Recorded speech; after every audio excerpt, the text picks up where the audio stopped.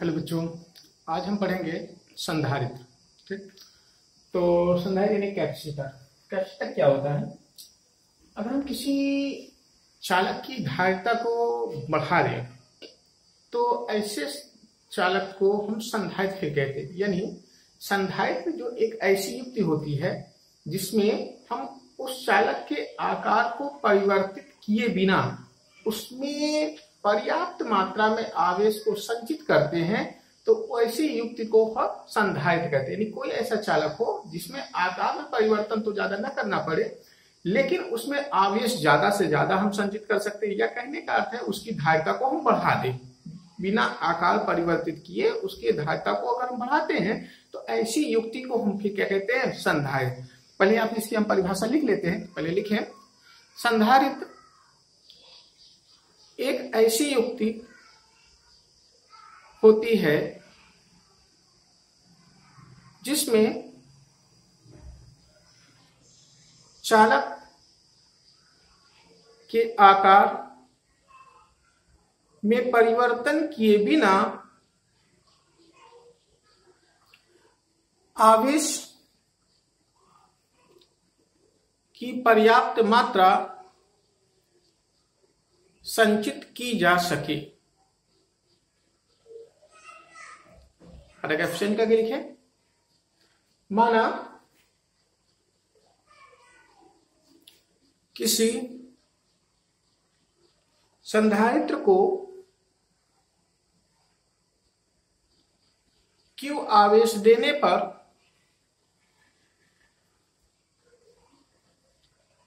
उसका विभव V हो जाता है।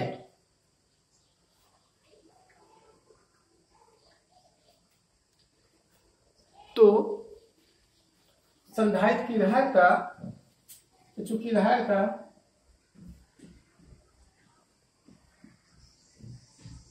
C को तुम जानते हैं क्या? Q/V।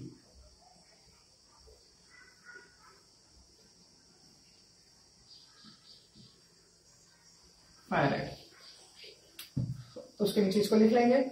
अब संधारित्र का सिद्धांत क्या होता है इसको लिख लेंगे।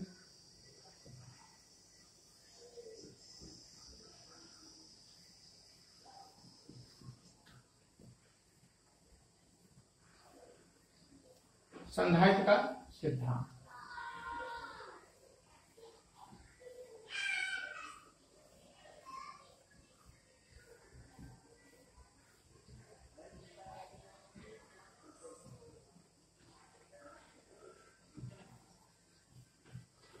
संधारित्र का कैपेसिटर। अब देखिए किसी संधारित्र का सिद्धांत क्या होता है, इसको ज्ञान। तो हमने कहा जैसे अगर कोई चालक है, इस चालक को हमने आवेशित कर दिया, आवेश दे दिए। अब इसको मान लीजिए आवेश दे दिया गया। अब इसकी धारिता हो गई C=Q/V। हमने कहा कि अगर हम इसकी धारिता को बढ़ा दें, आकार में परिवर्तन किए बिना इसकी धारिता को अगर हम बढ़ाते हैं तो उसी को हम क्या बोलते हैं? संधारित्र। अब यहाँ पे धारिता का अगर C का मान हमें बढ़ाना है तो हम या तो Q के मान को बढ़ा दें या तो इसके विभव V को क्या कर दें? घटा दें। अगर हम V को घटाएंगे तब पर भी धारिता C का मान बढ़ जाएगा, या Q को बढ़ाएंगे तब पर भी धारिता का मान बढ़ जाएगा। लेकिन चूंकि अब इसके आकार को हम ज्यादा परिवर्तित नहीं करेंगे तो यानी आवेश के मान में ज्यादा परिवर्तन नहीं हो सकता। तो इसके लिए किया जाता है, अगर हम इसके पास में कोई अनावेशित चालक रखें, यानी एक ऐसा चालक रखें जिस पर कोई आवेश ना हो, तो जैसे हम इसके पास में कोई एक और चालक रखेंगे तो इसमें प्रेरण के कारण विपरीत आवेश उत्पन्न हो जाता है। तो जैसे अगर ये धन आवेशित है तो हम इसके पास में एक अनावेशित चालक और रखेंगे तो इसमें प्रेरण के कारण विपरीत आवेश यहां पर उत्पन्न हो जाएगा।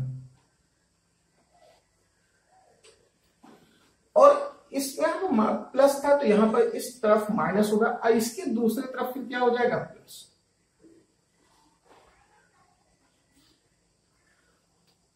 और अगर हम इस प्लस आवेश को हटा दें, प्लस आवेश को अगर हटाए, क्योंकि ये माइनस प्लस तो अगर पूर्णतया लिया जाए तो ये क्या आवेश उतना ही रहेगा। तो अगर हम इस प्लस आवेश को हटा दें तो इसका विभव और कम हो जाएगा। इसको हटाने के लिए हम इसको क्या करते हैं, पृथ्वी से जोड़ दें।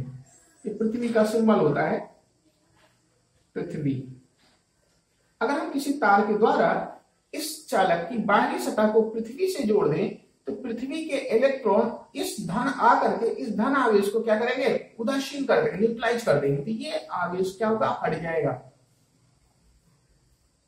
तो अब जैसे ये आवेश हट जाएगा इसका विभव और कम हो जाएगा, और जब ये विभव और कम हो जाएगा तो धारिता का मान क्या हो जाएगा, बढ़ जाएगा। तो इसी को हम बोलते हैं संधारित्रीय सिद्धांत।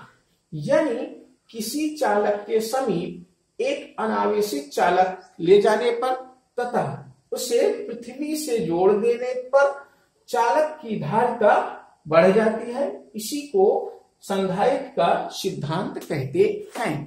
तो पहले हेड डाल लें इसमें संधारित्र का सिद्धांत और इसमें लिखें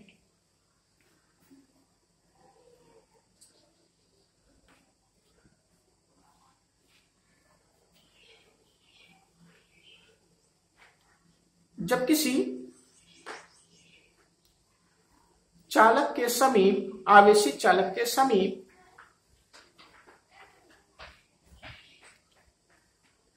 एक अनावेशित चालक रखकर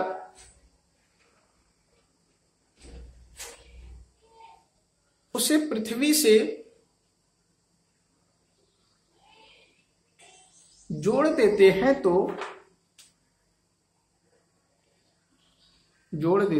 तो पहले चालक की धारिता बढ़ जाती है। इसे संधारित्र का सिद्धांत कहते हैं। यानी यही हमारा संधारित्र का सिद्धांत हो जाता है। अब यहाँ पर संधारित्र जो होते हैं वो कई प्रकार से होते हैं। हमारे पास जो पाया कई तरह के संधारित्र होते हैं। तो उसमें जैसे समांतर प्लेट संधारित्र, बेलनाकार संधारित्र, गोल संधारित्र, परावर्तित संधारित्र। लेकिन हमारे सिलेबस में सिर्फ एक ही प्रकार का संधारित्र होता है, समांतर प्लेट संधारित्र। तो हम सिर्फ उसी संधारित्र को पढ़ेंगे। अगली हेडिंग समांतर प्लेट संधारित्र।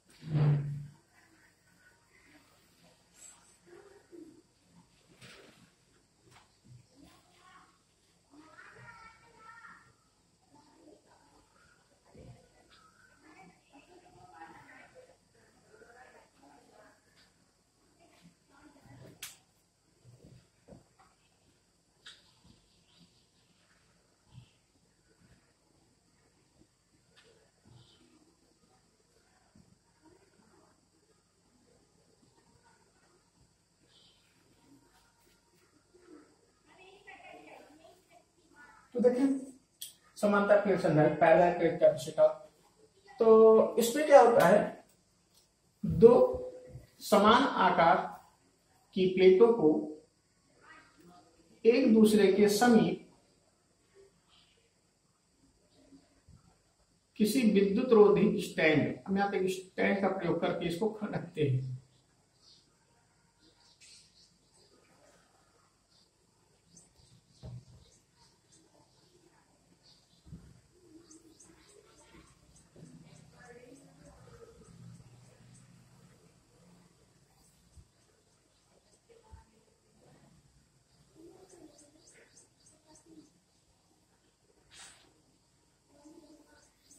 ये दो प्लेट हैं, दोनों को एक दूसरे के समीप, एक दूसरे के समांतर रखा जाता है। और पहली प्लेट को बाह्य स्रोत से धनावेशित किया जाता है, जिसके प्रेरण के कारण दूसरे पर ऋणावेश उत्पन्न हो जाता है। और फिर इसके प्रेरण के कारण यहाँ पर धनावेश उत्पन्न होता है, जिसे उदासीन करने के लिए हम बाहरी सतह को पृथ्वी से जोड़ देते हैं।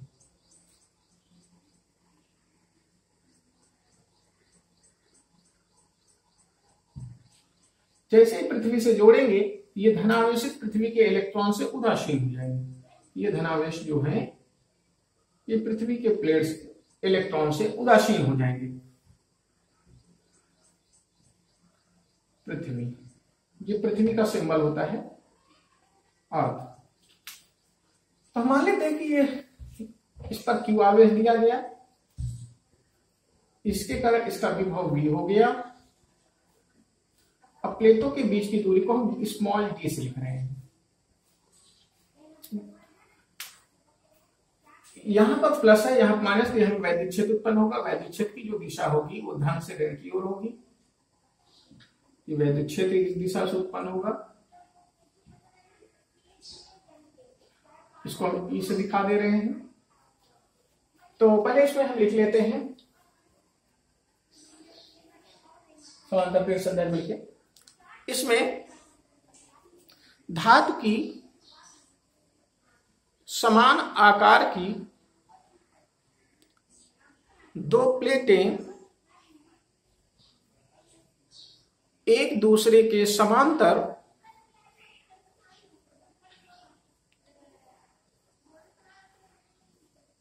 एक दूसरे के समीप स्थित होती हैं। प्लेटों के मध्य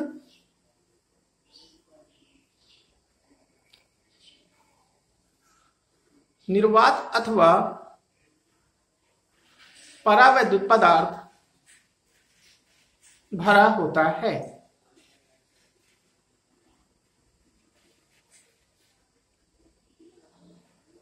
पहली प्लेट वायु स्रोत से जुड़ा होता है, जबकि दूसरे प्लेट का बाहरी सिरा पृथ्वी से जुड़ा होता है। पैराग्राफ चेंज करके लिखें। माना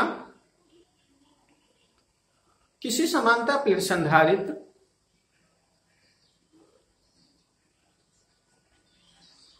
कि प्लेटों का क्षेत्रफल कैपिटल ए तथा प्लेटों के बीच की दूरी स्मॉल डी है। प्लेटों के मध्य कैपिटल के परावैद्युतांक वाला परावैद्युत पदार्थ भरा है।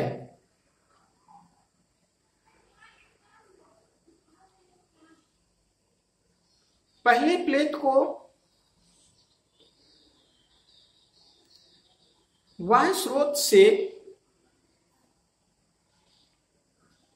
प्लस क्यू आवेश देने पर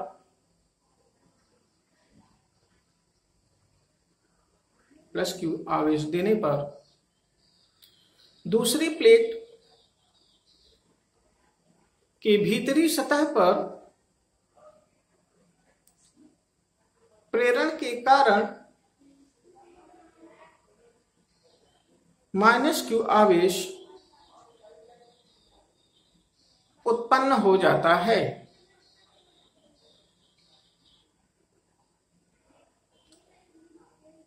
जिससे प्लेटों के बीच का विभवांतर V हो जाता है। तो देखें, तो यानी इस प्लेट का क्षेत्रफल A है।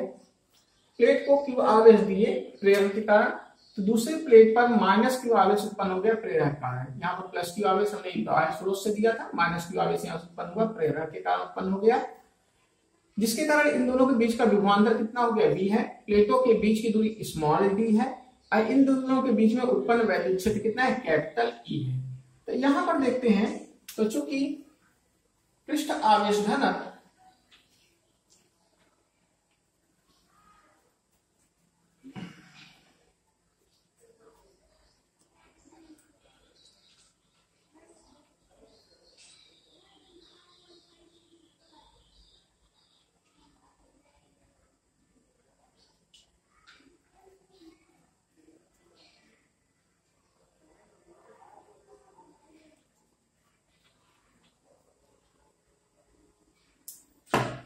तो देखें चूंकि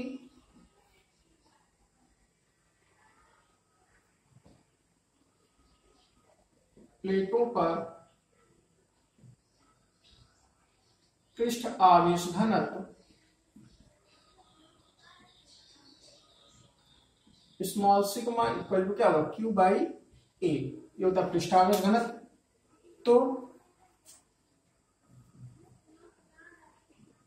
प्लेटों के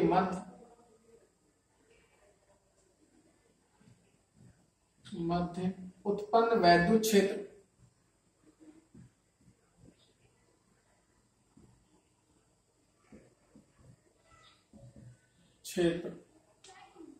की तीव्रता equal to sigma by epsilon naught. ये पहले पढ़ चुके हैं, दो आवेशित प्लेटों के बीच वैद्युत क्षेत्र तीव्रता ली। और इस प्लेटों के बीच में जो परावैद्युत पदार्थ भरा हुआ है, यहाँ पर कोई परावैद्युत पदार्थ भरा हुआ है जिसका हमने परावैद्युतांक कितना बताया, के, यानी यहाँ पर के परावैद्युतांक का कोई परावैद्युत पदार्थ भरा है, यानी यहाँ वैद्युत क्षेत्र की तीव्रता हो जाएगी के एप्सिलॉन नॉट। अब यहाँ पर देखें तो चूंकि सिग्मा की वैल्यू क्या है, क्यू बाई ए, तो इक्वल टू आपका हो जाएगा क्यू के ए एप्सिलॉन नॉट। अब यहां पर इसका विभवांतर v है, प्लेटों के वैद्युत क्षेत्र की वजह से। तो चूंकि विभव प्रवणता हमने पढ़ा था, चूंकि विभव प्रवणता की परिभाषा से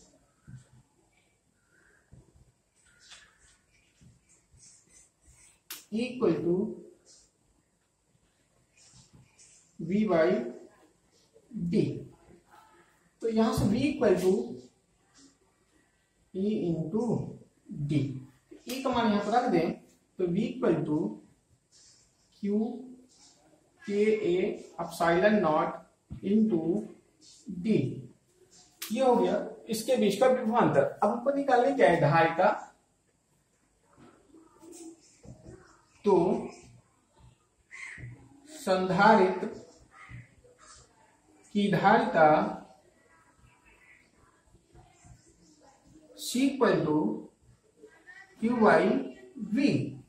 अब यहां पर v का मान रखें तो C इक्वल टू क्यू के स्थान पर क्यू रहा, v के स्थान पर हम रखेंगे q इंटू डी बटे के ए एप्सिलॉन नॉट। q से q कैंसिल, जब ऊपर चला जाएगा तो c बराबर हो जाएगा c इक्वल टू ये ऊपर गया के ए एप्सिलॉन नॉट बटे डी। ये हो गया हमारा समांतर प्लेट संधारित्र की धारिता का सूत्र, यानी इतना फैराड। अब अगर हम इस प्लेटों के बीच में यहाँ पर परावैद्युत पदार्थ की जगह पर कोई वायु रख दे या निर्वात कर दे, ठीक, तो इसकी धारिता, तो अब यहाँ पर पहले इसको हम नोट कर लेंगे।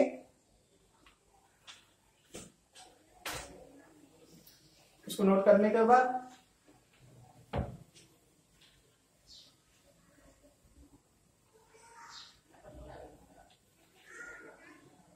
अब यहां से हम इसको कहें, अगर हम प्लेटों के बीच में निर्वात ले लें, यदि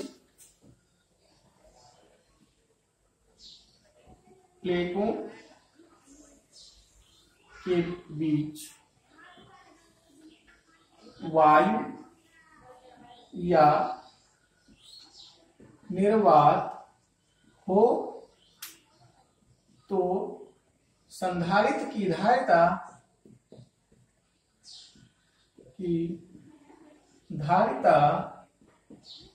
सी के स्थान पर हम सी नॉट लिखेंगे, तो हमने वाई की बात है।